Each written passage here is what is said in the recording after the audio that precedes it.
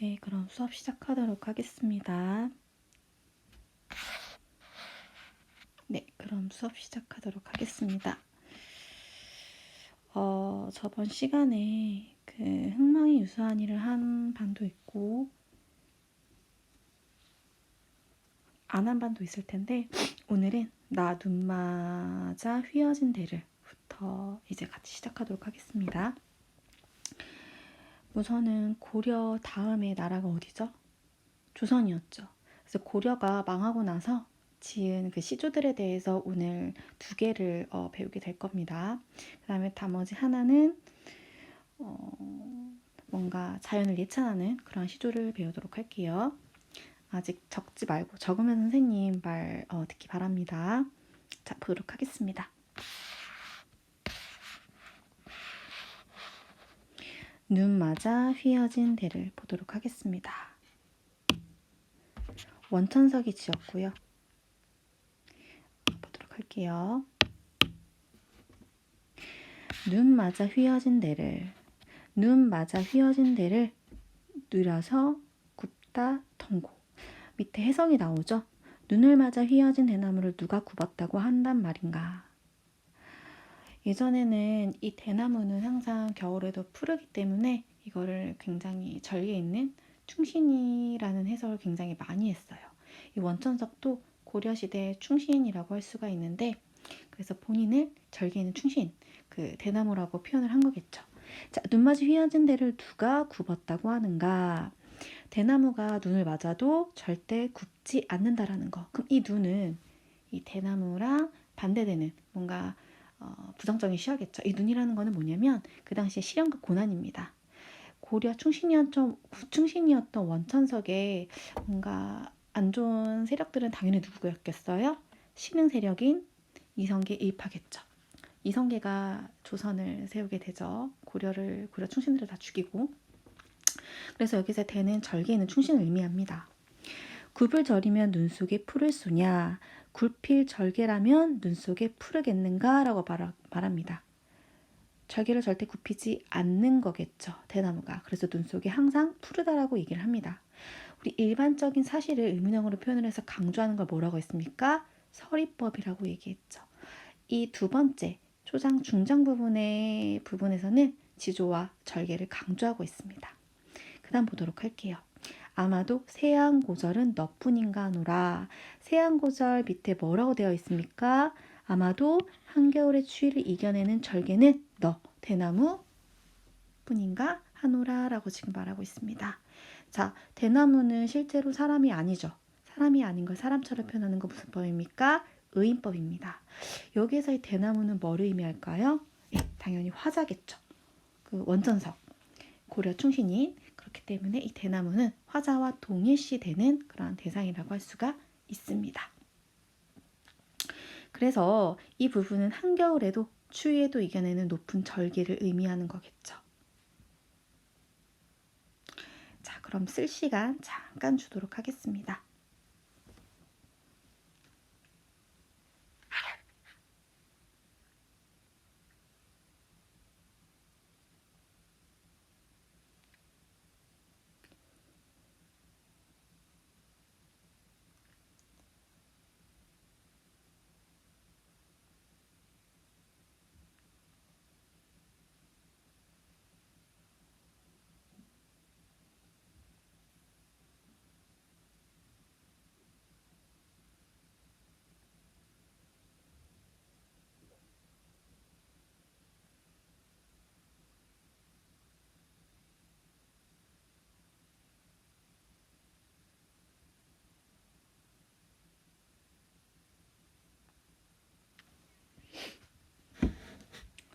네, 그러면 오른쪽 자, 포인트 보도록 하겠습니다.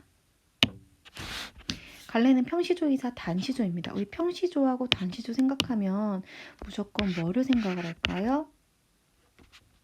조장, 중장, 종장 총 3장으로 되어 있고요.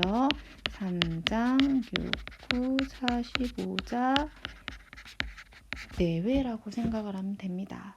삼장은 초장, 중장, 종장을 의미하고 육구는 6개의 덩어리로 나뉘어져 있는 시조를 의미를 합니다. 45자 내외는 전체 글자 수가 45자가 덜 될 수도 있고 조금 넘을 수도 있는 것을 의미합니다. 왜 회고적일까요? 그쵸. 그러니까 뭔가 고려 왕조에 대해서 회상하는 그러한 그 부분도 나오고 절의 의지죠. 이제 절개를 잊지 않겠다는 그러한 의지가 나타나 있는 부분이 나오죠. 주제는 고려 왕조에 대한 굳은 지조입니다. 상징법 외요. 상징법은 뭐가 나왔습니까? 눈과 되었죠. 눈은 실현, 고난. 이건 안 적어도 됩니다. 대는 뭐였습니까? 절개 있는 충신이었습니다. 절개 있는 충신은 뭐라 그랬습니까? 여기서 대나무는 원정석, 화자, 자신이라고 얘기를 했었죠. 그래서 서리법 어디에서 나옵니까? 초장, 중장에서 나옵니다. 뭐뭐 할 소냐? 의인법은 어디서 나옵니까? 너뿐인가 하노라. 어렵지 않죠? 네. 그러면 다 보도록 하겠습니다.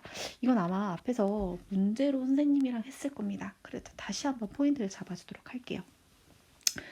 이 길제도 굉장한 충신이었다고 합니다. 고려시대 때. 볼게요.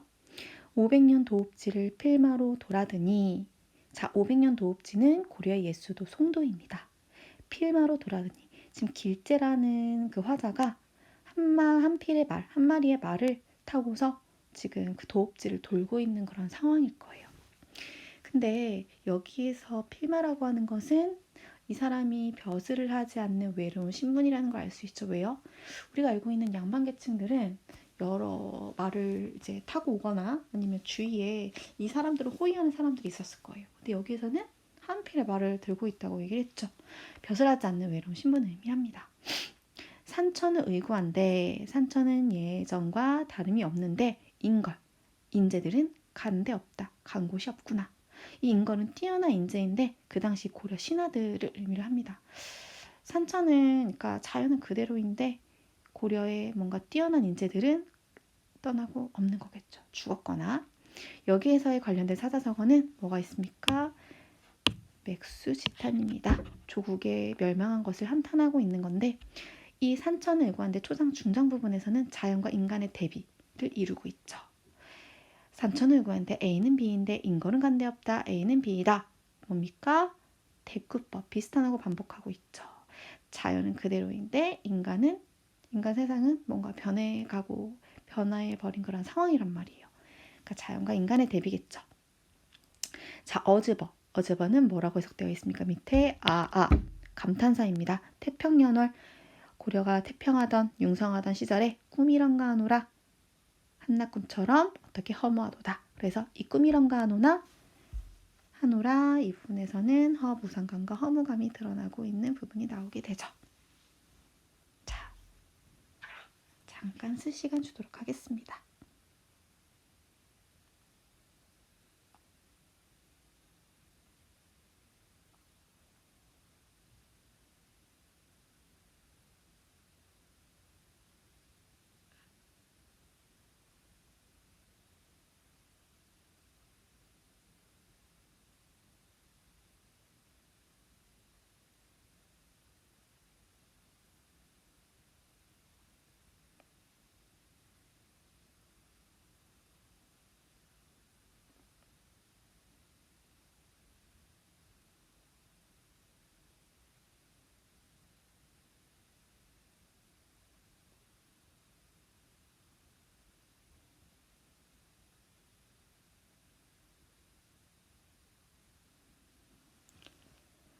자, 그럼 오른쪽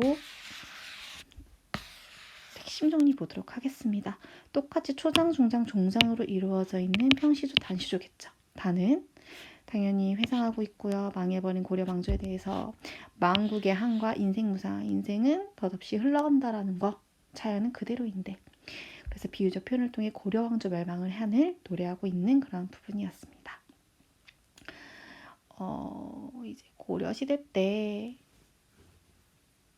이제 망해버린 고려 왕조에 대한 이야기를 두 가지 시조에 대해서 배웠는데, 이제는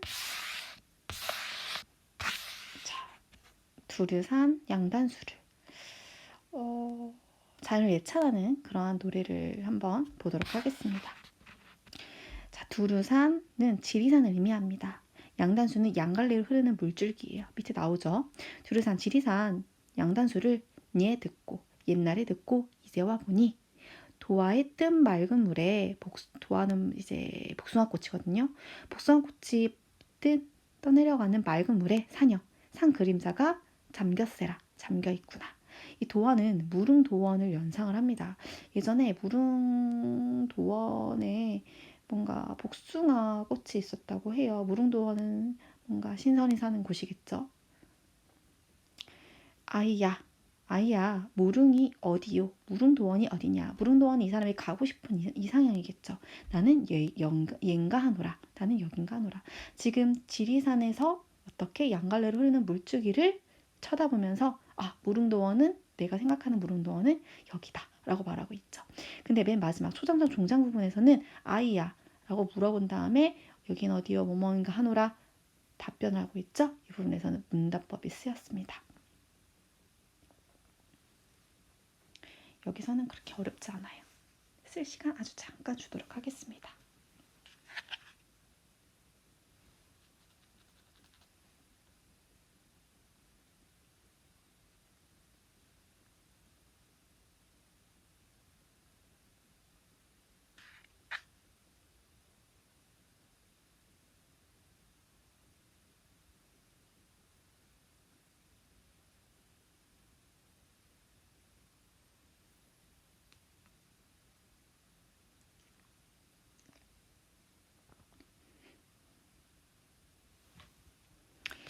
오른쪽 포인트 가보도록 할게요. 다른 건 뭐 다 알고 있고, 자, 예찬적 자연 친화적 지리산 양단수의 경치를 예찬하고 있죠. 문답법을 하고 있다라는 거. 그 다음에 1등은 2등은 잘 하고 있으면 될 것 같고, 네. 자, 라보게 되면 방금 했던 거 화자의 경사태도 요거 중요합니다. 자연 친화적인 모습이 드러나고 있다라는 거 기억을 해두시기 바랍니다.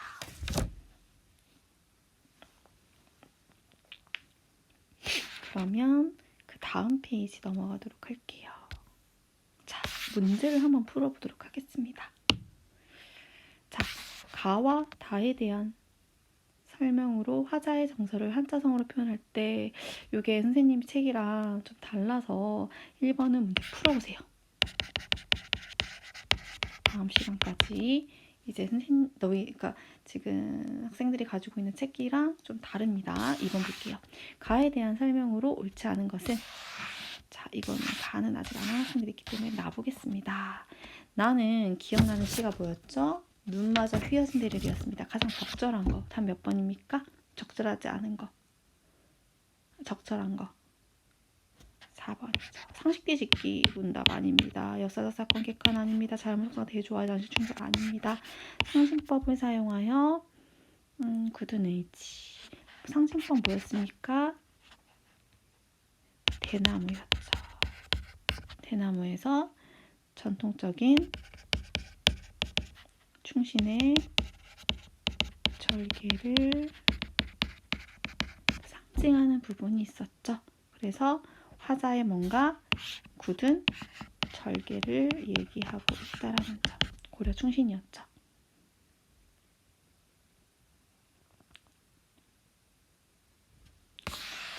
해보겠습니다.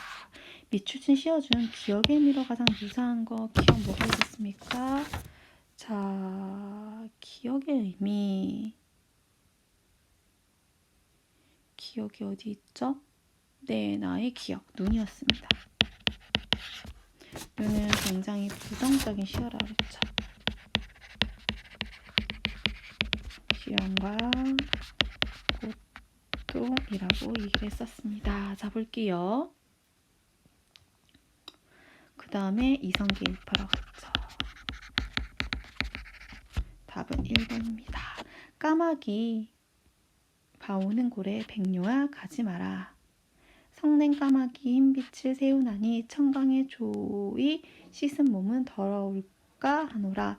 이 정몽주의 어머니가 그 얘기를 하는 게 까마귀는 뭐를 의미하냐면 이성계 이빨을 의미합니다.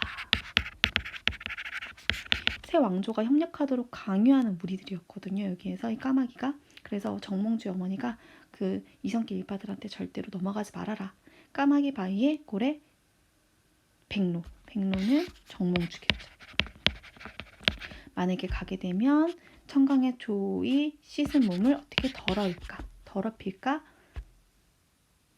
하니까 절대로 가지 말아라 라는 그러한 내용이 담겨 있습니다. 그래서 1번에서는 까마귀 역시 까마귀거든요. 까마귀 절개를 지키는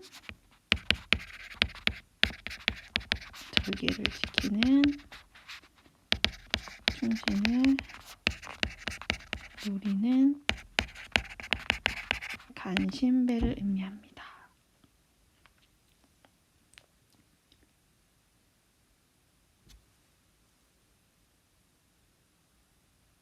나머지는 학교에 오면 설명을 해주도록 하겠습니다.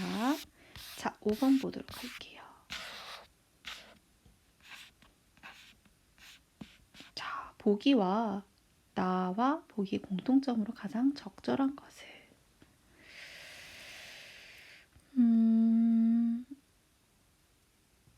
이거는 성산문이라는 사람은 그 수양대군 알죠? 그 세조의 왕위를 빼앗고 아니죠. 미안해요. 세조가 수양대군이죠.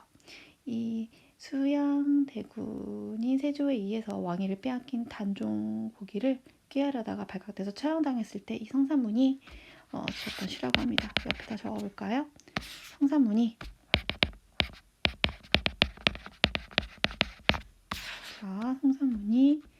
세조 수양대군에 의해 왕위를 빼앗긴 단종 고기를 꾀하자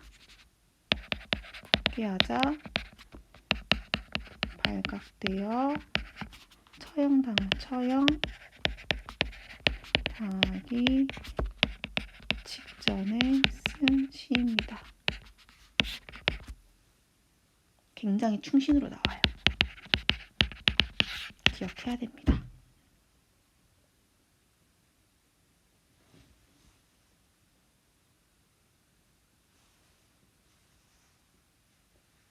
자, 적을 시간 줄게요.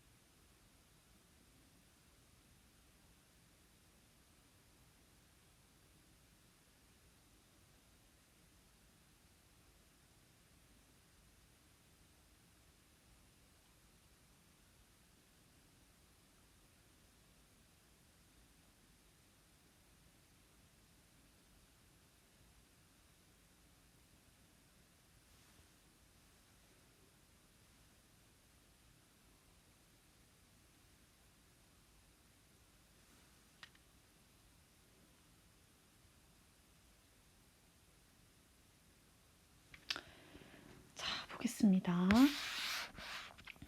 무슨 충신이라고 했죠? 이 몸이 죽어가셔 무엇이 될꼬 하니 봉래산 제일봉의 낙락장송은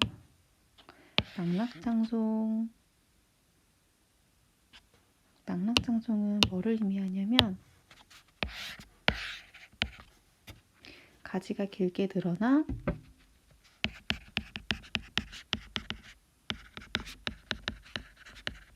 늘어진 키 큰 소나무를 의미를 합니다. 이거는 지조와 절개가 고된 사람을 의미를 해요. 한마디로 이 몸이 죽어서 무엇이 되려고 하는가 라고 고민하겠죠. 근데 뭐가 되겠대요? 복례산 제일봉에 가지가 길게 늘어서 키 큰 소나무가 되어서, 한마디로 지조와 절개가 굳은 사람이 되겠다고 얘기하는 거죠. 백설이, 자, 백설은 뭔가 눈이기 때문에 안 좋은 거겠죠. 그쵸? 백설이 망언고 날 때, 백설이 굉장히 눈이 많이 올 때, 마늘 다자입니다. 나는 어떻게 하겠다. 이게 중요한 부분입니다. 제 독야 청청하리라. 이거 진짜 중요하죠. 독야 청청이 뭡니까? 혼자 변함없이 풀을 것이다. 한마디로 끝까지 어떻게 하겠다? 절개 지키겠다. 끝까지 지키겠다. 이 소리겠죠. 그러면 가장 적절한 거는 답이 뭘까요? 설이죠? 아닙니다. 순백개미 살생석도 아닙니다. 공과자시사 함청시요? 아닙니다. 풍자 아니죠. 함청시요는 뭐 백설이라고 할 수도 있어요. 낭만장송. 풍자는 아닙니다. 답 몇 번? 돌려서 우의적으로 표현하고 있다는 거 기억해 두시기 바랍니다. 자, 6번에 보겠습니다. 6번은 여기 안 했고요. 6번 한번 풀어보세요. 7번 보겠습니다. 다에 대한 감상으로 가장 적절한 거 다는 뭐였습니까? 자, 500년 도입지를 똑같이 고려 충신에 대한 그런 내용이었죠. 가장 적절한 겁니다. 답 몇 번? 3번. 무상한 인간사와 유구한 자연을 대조하여 말하고 있다는 문점. 어떤 거였습니까? 초장, 중장 부분에서 나오죠. 산천은 의구한데, 산천은 그대로인데 변함이 없는데 인걸, 뛰어난 고려의 인재는 간데 있다 없다? 없다. 없어졌다. 대조하고 있다라는 거. 그래서 이거와 관련된 사자성어 맥수직탄 있었고요. 자연과 인간의 대비 대꾸법 있었습니다. 기억해 두세요. 자, 8번 라에 대한 감상으로 적절하지 않은 겁니다. 1번 도화의 맑은 물, 도화 뜬 맑은 물 무릉도화 맞습니까? 맞습니다. 맞죠? 자, 자연의 기이한 은둔자로서 자연 친화적 맞습니다. 기이한 거 다시 돌아온 겁니다. 은둔자 맞죠? 3번 화자는 아이와 말을 주고받으며 자신의 정서를 드러내고 있습니까? 실제로 아이와 말을 주고받은 게 아니라 어떻게 그냥 제3자를 불러 말을 건네듯이 말하면서 화자가 자신의 정서를 드러내는 문답법이 사용되었고, 문답법은 맞아요. 실제로 아이와 말을 주고받은 건 아닙니다. 답 3번입니다. 4번 화자는 도화와 사용을 통해 두류산의 절경 맞죠. 제소기를 잇고 무릉은 평화롭게 살아가는 공간 이상향 맞습니다. 무릉도원이라고 얘기했었죠. 자, 9번 보겠습니다. 화자의 정서와 태도면에서 가와 다의 공통점. 우리 아직 가는 안 배운 학생들이 있을 텐데 적어보세요. 다만 보면 알 수 있죠. 고려 왕조가 멸망했잖아. 그쵸? 멸망으로 인한 한과 인생 무상의 심정을 얘기하고 있습니다. 고려 왕조의 멸망으로 인한 한과 인생 무상의 심정을 이야기하고 있다라는 거 기억해 두시기 바랍니다.